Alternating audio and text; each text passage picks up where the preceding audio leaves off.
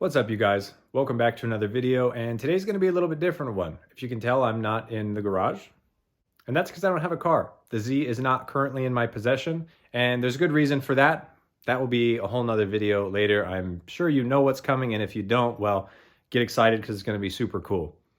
But when I don't have a car, a project, anything to work on, anything to drive, I get bored, and I'm going through withdrawals. So I figured now's a better time than ever to get into sim racing.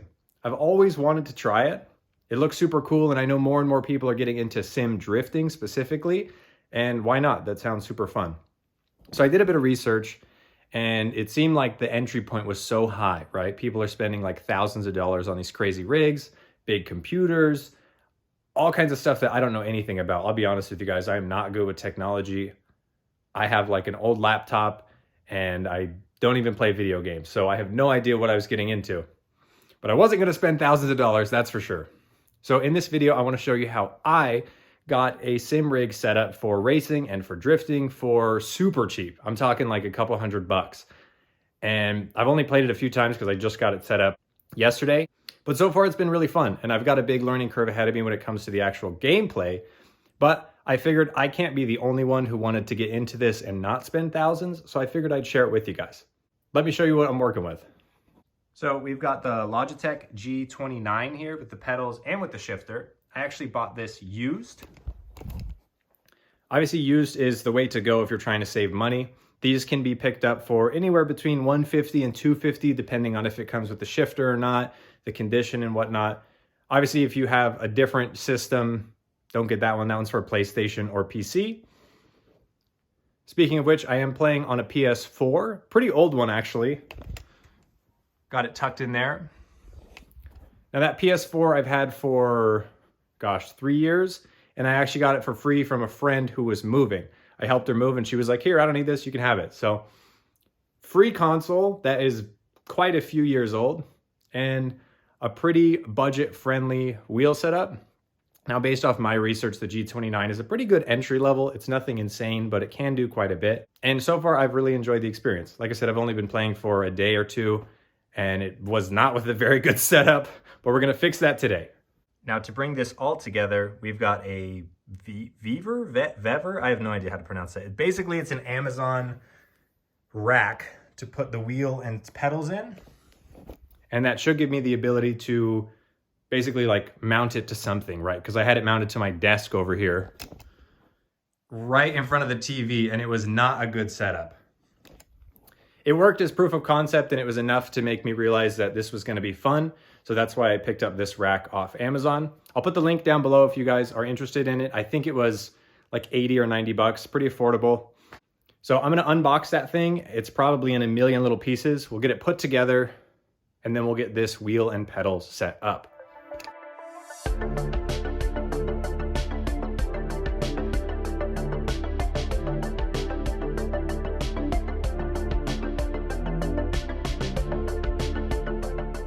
Together pretty quick and looks pretty nice. I gotta be honest, I'm really impressed with the hardware. Really nice. I don't know if you can see that. There we go. Nice Allen head, chrome. It only came with like 4 washers. I would have liked washers on everything, but I mean, it looks nice. Coming together. This whole top piece is adjustable. The pedal stand part is adjustable, like tilts. It's got a few different positions. And I believe you can actually adjust the whole arm here as well, kind of at a different angle there. So still have a few more pieces to put together, and then it'll take a bit to kind of fine tune it for however I'm gonna sit, I guess. The biggest complaint with the reviews for this thing were the instructions, which I find kind of funny because the instructions are like so vague, but they're also very straightforward. Maybe it's just because I'm mechanically inclined, I find it really easy. But I gotta be honest, instructions are not that difficult, and that was like the biggest complaint in all the reviews. I mean, it's like a step-by-step deal with pictures. It pretty much just says what piece to put where and what screw to put in it. So far, no complaints with this thing. The quality is not really that bad considering the price point. It did have good reviews. It just made me laugh that the only negative thing about it were the instructions, and really they're not that bad. So I haven't used it yet, but so far I would say this thing's gonna be just fine. All right, we got it all together. I left everything loose because there's so many adjustments on this thing. I really want to fine tune it. But the next step is to get the pedals and wheel bolted up. And it's pretty cool. It actually came with the hardware to do that. And again, it's all these nice, like these are button head Allens. Having nice hardware on something is a nice touch, in my opinion. It definitely brings the quality up a little bit, especially when I was not expecting it. I had no idea what to expect with this thing. And even the tools it came with, although they're super basic, they've done all they need to do. I could just go to the garage and get my own tools and it would probably be a little bit faster, but whenever I buy something like this, I like to use whatever it comes with just to kind of see if you didn't have any tools, could you do this? And so far I would say, yeah, it came with pretty much everything I need. No complaints. But anyways, let's get this wheel and these pedals and the shifter bolted up here. I haven't even used the shifter, by the way, so we'll see how that thing works. But let's get it all set up and try it out. All right, just like that, we've got everything mounted up. Pedals down there, shifter up here, steering wheel there. Just have a bit of cable management to do, and I have to tighten everything down because I left everything loose. As far as chairs go, this is not ideal if I'm being honest, but I got this chair for free at an estate sale maybe a year or two ago. And it's comfortable, and the position is really not that bad. Once we kind of get everything in there, it feels decent. So I'm gonna tighten this up, get it all set up, and then I'll show you guys kind of what it looks like. All right, a little bit of cable management later. Got this thing looking good. Everything's all tightened up.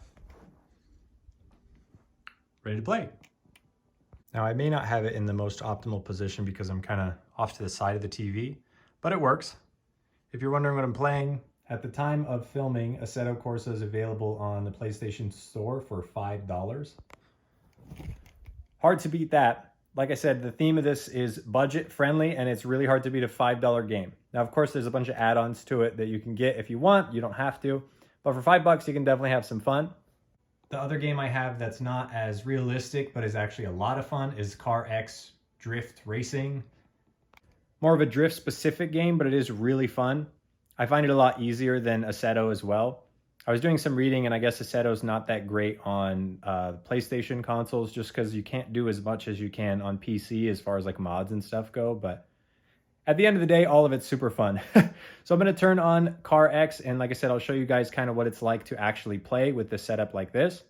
I definitely have to give credit to this Vivor, whatever stand I got off Amazon. This thing is solid. Now that I've tightened everything down, I've kind of fine-tuned my driving position, at least I think. It feels great. It is a lot more solid than how I had it mounted to my desk earlier, and obviously that was in a terrible spot to be like right up against the TV. So for the 80 or 90 bucks that this thing costs, it's definitely going to make the overall experience so much better. And I can't wait to play with it. This is going to be my first time using it, and I'm bringing you guys along with. We want to make this as realistic as possible, right?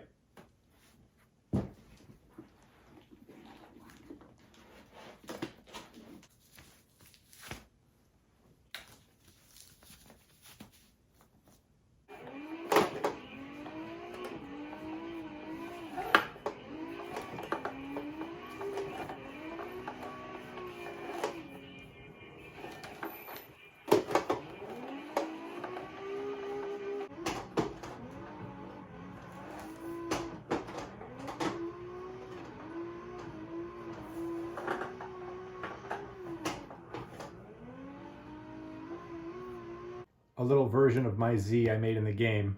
Well, my Z doesn't look like that yet.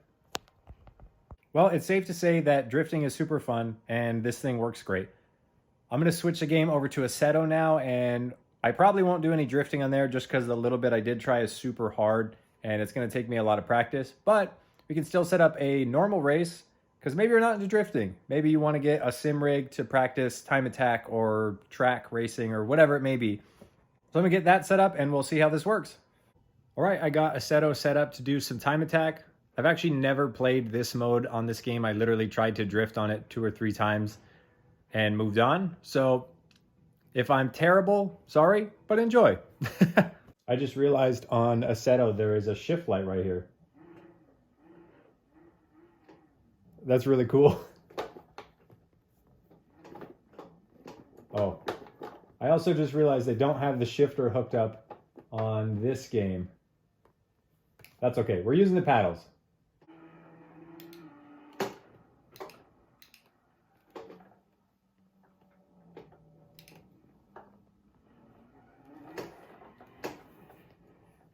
Crashed immediately.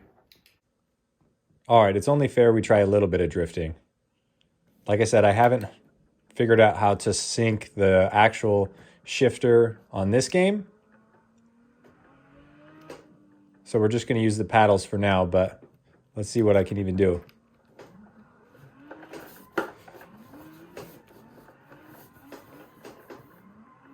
Can spin out pretty good.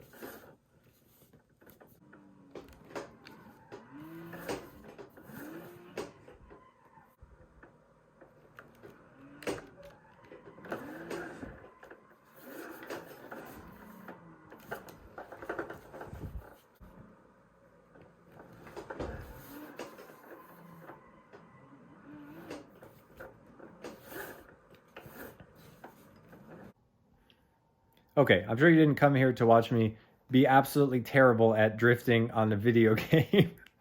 But really, at the end of the day, I have to say I totally think this setup is worth it. To recap, this is a Logitech G29 for the PlayStation or PC. I bought it used for 200 bucks with the pedals, the wheel, and the shifter. I had mentioned earlier I've seen these Logitech wheels for about as cheap as 150, depending if it has a shifter or not. And on the higher end, maybe like 250, again, depending on what it comes with. And from what I've read, it's a great entry-level wheel for sim racing. Now, the stand that it's on, this Amazon Special Vevor, whatever it's called, I'll put the link down below. I just double-checked the price. It retails for $87.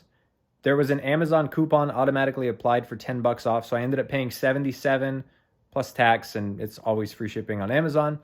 And like I said, I'm impressed with this thing. It's pretty good. It's pretty solid. Obviously, it's not perfect. For that price, it's not going to be like the most adjustable and the best thing ever, but I have to say it exceeded my expectations. I had read a bunch of reviews and people did say it was decent, but you never know. It gets my stamp of approval. We'll put it that way. So to total things up, I've got a $200 wheel.